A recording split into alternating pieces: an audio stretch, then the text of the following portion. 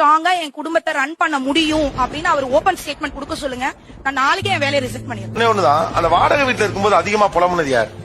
நாங்க இருந்து ரொம்ப புலம்பி ஒரு சொந்த வீட்டை நோக்கி புஷ் பண்ணது யார்?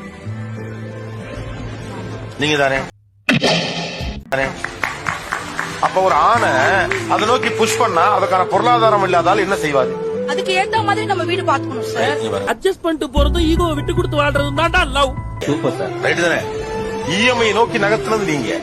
அவரை பத்தி தெரிஞ்ச என்ன, நீங்க தான் இஎம்ஐக்கு அவரை புஷ் பண்ணிருக்கீங்க. அவர் கட்டிடுவாருன்ற அந்த ஹோப்ல தானே சார் நாங்க. ஏன் கட்டல? நான் மட்டும் கிடையாது, அவரும் சேர்த்து தானே. அதுதான்மா நீங்க ஒண்ணு புரிஞ்சுக்கணும். அதாவது பெண்கள் என்ன பண்ணிருக்கீங்க நிறைய பேர்னா, பொறுப்பெல்லாம் உன்னுடையது, கருத்து மட்டும் என்னுடையது. இது என்ன கதை?